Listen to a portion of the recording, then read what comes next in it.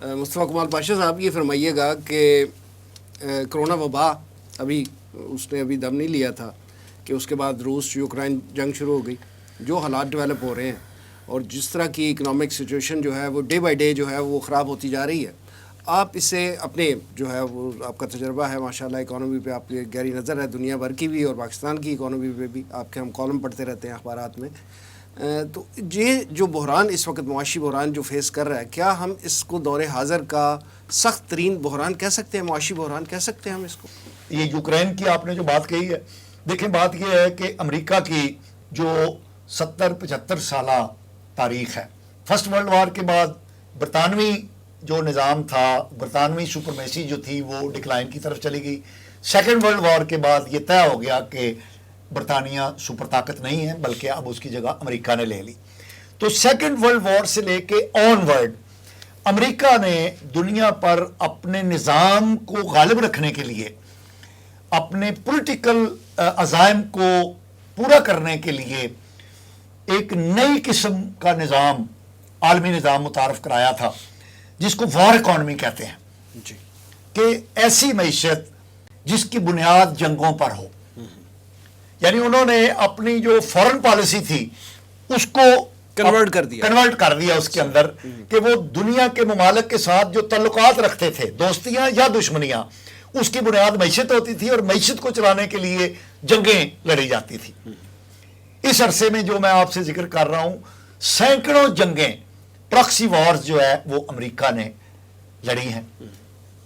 امریکہ کی آخری جو پراکسی وار تھی وہ 90 کی دہائی میں افغانستان میں لڑی گئی سوویت یونین کے خلاف. تو جب سوویت یونین افغانستان میں شکست کھانے کے بعد ختم ہوا تو پھر امریکہ نے ایک نئی وار جو ہے اس کی ابتدا کی. پہلے دشمن کون تھا؟ کمیونزم، سوویت یونین، روس. جب وہ ختم ہو گیا تو پھر امریکہ نے، ویسٹرن سوسائٹی نے، ویسٹرن سیولائزیشن نے اپنی ہیجمونی قائم رکھنے کے لیے ایک نیا دشمن تخلیق کیا. کمیونزم کے خلاف جو جنگ تھی یہ مسلمانوں نے امریکہ کے ساتھ مل کر، کیپٹلزم کے ساتھ مل کر لڑی.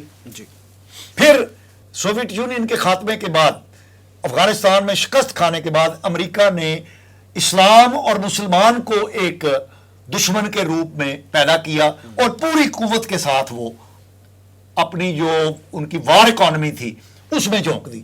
اور آپ دیکھ لیں کہ 90 کی دہائی میں گلف کے اندر پہلی وار ہوتی ہے، اس میں دیکھیں کھربوں روپے کا، یعنی فرضی جنگ کر کے کویت پر عراق کا قبضہ کرا کے اور پھر پورے خطے کو جنگ میں دھکیل دیا.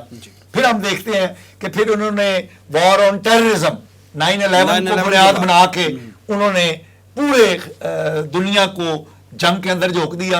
اور ان دونوں میں کون دشمن قرار پایا؟ مسلمان اور اسلام. اب جب 20-21 سال افغانستان میں وار آف ٹیررزم جو ہے یہ مکمل طور پر امریکہ کی فوجی شکست پر اختتام پذیر ہوئی، مسلمان تو اب لڑنے کے لائق ہی نہیں رہے نا، تو اب کس کے خلاف وہ جنگ کرے؟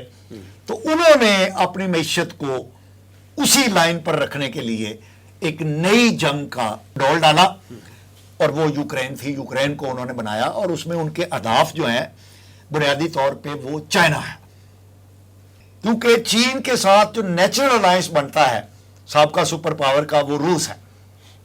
یعنی کیونکہ چین اور روس دونوں کمیونزم کے رہے ہیں تو ان کا آپس میں الائنس بنتا ہے، اور وہ او بور کے ساتھ ون بیلٹ ون روڈ منصوبے کے تحت بھی چین جو ہے وہ طاقت پکڑ رہا تھا. تو انہوں نے چین کا راستہ روکنے کے لیے روس کو ایک ان ونیبل وار کے اندر جھونک دیا ہے، اور یوکرین جو ہے وہ اس جنگ کا مرکز قرار پایا ہے.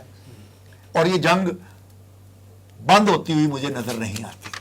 یہ اچانک نہیں ہوئی کہ غلطی سے ادھر فوجیں آ گئیں، اور وہ ایسا نہیں. سر جیسے آپ فرما رہے ہیں کہ امریکہ جو ہے اپنے مقاصد حاصل کرنے کے لیے دنیا کو جنگوں میں جھونک دیتا ہے، اس جنگ میں جھونک کر بھی اس نے اپنی اکانومی کو بھی تو نقصان پہنچایا. دنیا بھر کے ممالک کی اکانومی سفر کر رہی ہے، تو یہ کہاں کا عقل مندانہ فیصلہ ہے؟ نہیں، نقصان کیسے پہنچایا؟ امریکہ کی تو معیشت کا انحصار ہی جنگوں پر ہے. یہی تو میں نے آپ کو بتایا کہ اس کی جو معیشت ہے، اس کی جو فارن پالیسی ہے، اس کی جو اکانومی ہے اس کا انحصار ہی جنگوں پر ہے. تو اس نے وہ جنگ شروع کر دی. اب جنگ کہاں کرتا؟ افغانستان میں 20-22 سال جنگ کرنے کے بعد وہ ناکام ہو گیا. اب اس نے ایک نیا ماضی جنگ کھولنا تھا، تو اس نے یوکرین کو نیا ماضی جنگ بنایا ہے، اور وہ بڑی کامیابی کے ساتھ وہاں پر پورا یورپ، نیٹو کے تمام ملک جو ہیں وہ اس کے پشت پر ہیں ابھی تک. پورے ویسٹ کو، کرسچن ورلڈ کو اس نے ساتھ رکھا ہوا ہے، ایک دشمن نیا دکھا کے کہ دیکھو جی روس تو ویسے پہلے بھی ان کا دشمن تھا، لیکن کمیونزم کے فال کے بعد، سوویت یونین کے 15 ٹکڑوں میں تقسیم ہونے کے بعد، اب وہ روس جو ایک ان میں سے نکلا ہے اس کو انہوں نے اپنا نیا دشمن قرار دے کے تو جنگ شروع کر دی، تاکہ ان کی معیشت جو ہے وہ پھلتی پھولتی رہے، اور اس طرح وہ اپنے اسٹریٹجک جو آبجیکٹو ہیں وہ حاصل کر لیں.